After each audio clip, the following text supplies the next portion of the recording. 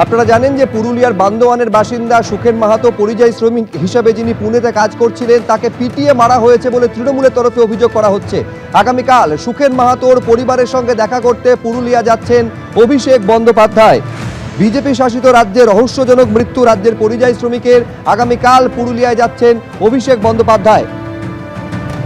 আশাবুল হোসেন আমাদের প্রতিনিধি আরো বিস্তারিত বলতে পারবেন এই নিয়ে। আশাবুল, দেখো, আগামীকাল দুপুরে পুরুলিয়ায় যাচ্ছেন অভিষেক বন্দ্যোপাধ্যায় এবং আগামীকাল হেলিকপ্টারে করে তিনি পুরুলিয়ায় পৌঁছবেন এবং তারপর বান্দোয়ানে সুখেন মাহাতোর বাড়ি, পরিযায়ী শ্রমিক যাকে পুনেতে হত্যা করা হয়েছে বলে অভিযোগ উঠেছে, তার বাড়িতে তিনি পৌঁছবেন এবং তার পরিবারের পাশে দাঁড়াবেন, তাদের সমবেদনা জানাবেন।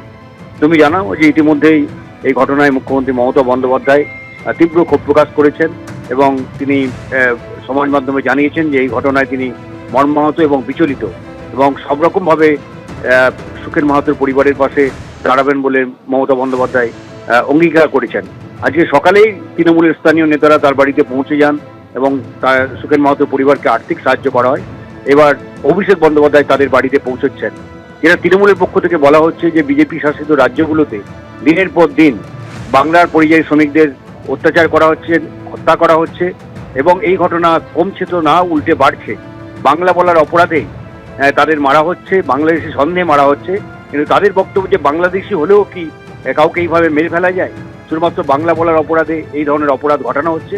ফলে এই বিষয়টিকে তৃণমূল গোটা রাজ্য জুড়ে একটা অন্যতম প্রচারের হাতিয়ার করতে চায়। পাশাপাশি তৃণমূলের অভিযোগ যে দেখা যাচ্ছে যে মূলত তিন শ্রেণীর পরিযায়ী শ্রমিকের উপর এই ধরনের অত্যাচার হচ্ছে, যারা সংখ্যালঘু, যারা দলিত, যারা মতুয়া এবং আদিবাসী, অর্থাৎ নিম্নবর্ণের যারা মানুষ, তাদের উপরই এই অত্যাচারটা নেমে আসছে এবং এটা একটা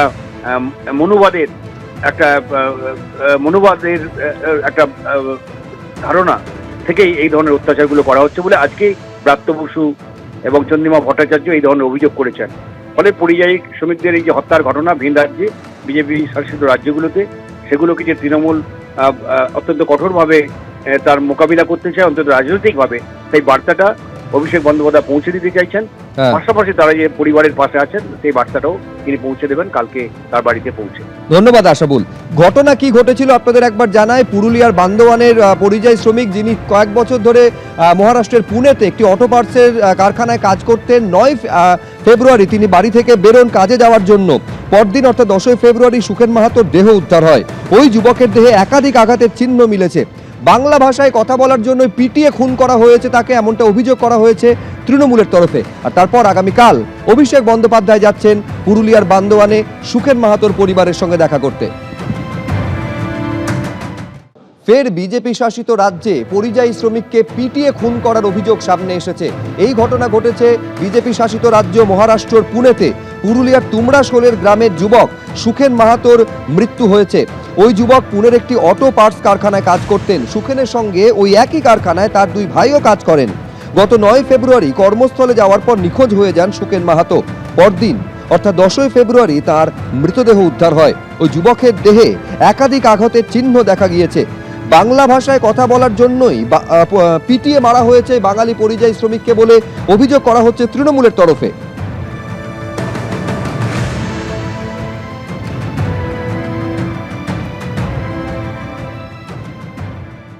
কি বলে যায় বেরিয়েছে আমার ছেলে, কি করছে না করছে সেটা তো আর আমরা জানি নাই। আর ওই সন্ধ্যায় মানে ওই হত্যা হয়ে গেছে। ওই মহারাষ্ট্র ওইটা ওখানে ছেলে তো আছে আমার, বড়টা ছোটটা এখন আপাতত।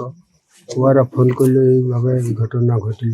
তার থেকে যে আমার ছেলে তো গেছে চলে, আর তার ছেলে তো নাই না।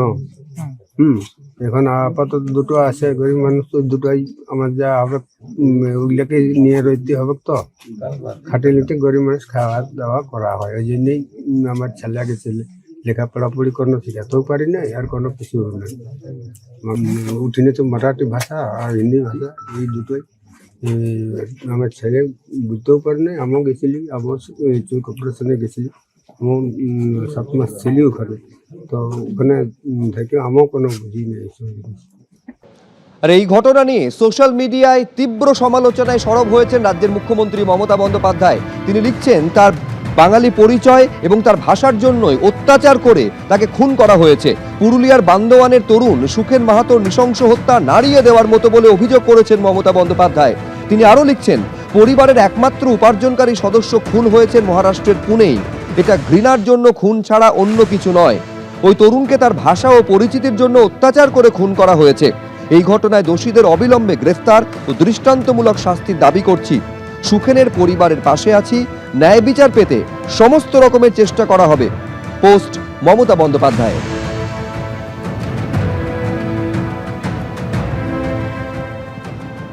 আর এই ঘটনা নিয়ে শুরু হয়েছে রাজনৈতিক চাপানুতোর। বিজেপি এবং তৃণমূল কার তরফে কি অভিযোগ সামনে এলো দেখুন। পুরুলিয়া জেলা তথা জঙ্গলমহল থেকে প্রায় আনুমানিক প্রত্যেক জেলার থেকে 1 লাখের উপরে পরিযায়ী শ্রমিক বাইরে অস্থায়ীভাবে কাজ করতে যায়। দিদিমণি আজ 15 বছর থেকে সরকার চালাচ্ছেন। তার আগে কমিউনিস্টের সরকার ছিল 34 বছর।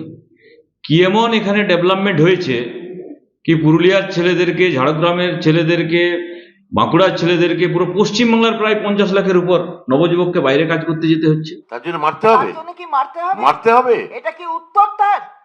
এটা কি উত্তর? আমার এখানে বাংলায় কি আমার এখানে অন্য রাজ্যের পরিযায়ী অন্য শ্রমিক রাজ্যের আছেন না? নেই? আমি কি হিন্দি ভাষা শুনে মারতে যাব, মারতে যাব?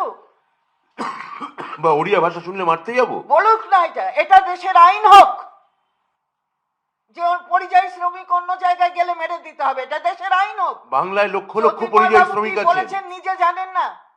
তিনি নিজে জানেন না। আর বড় বড় কথা বলছেন আদিবাসীদের নিয়ে, পিছিয়ে পড়া শ্রেণী নিয়ে বড় বড় কথা, আর সেখানে গিয়ে একটা আদিবাসী শ্রেণীর মানুষকে এইভাবে মেরে ফেললেন।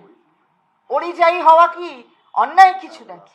পশ্চিমবাংলায় যখন মারা যায় লোকেরা, তারা বাঙালি নয়। 60 থেকে 70 বছরের মহিলা কেউ সুরক্ষিত নয়। ধর্ষণ হচ্ছে, খুন হচ্ছে পাড়ায় পাড়ায়। বোম বন্দুকের কারখানা হয়ে গেছে। যারা মরছে তারা বাঙালি নয়। বাঙালি কেন পেটের দায়ে অন্য রাজ্যে যাচ্ছে তার উত্তর তাকে মমতা ব্যানার্জি দিন। আর গেলে তো অ্যাক্সিডেন্ট হবে, মারা যাবে। হাজার হাজার 50 লক্ষ লোক বাইরে আছে, অ্যাক্সিডেন্টে একটা দুটো মারা যাবে। মাত্র 90,000 লোক এখানে বিএলও হয়েছে, তার নাকি অর্ধেক সুইসাইড করে নিল এসআইআর এর নাম শুনে। আর 50 লক্ষ লোকের 2-1টা কোথাও যদি মারা যায়, কাউকে সাপে কামড়ালো, কারো জ্বর হলো, কেউ কোভিডে মারা গেল, তো ভিন রাজ্যে গেলেই মারা যাবে। রিস্কি কাজ আজকে বাঙালি করছে।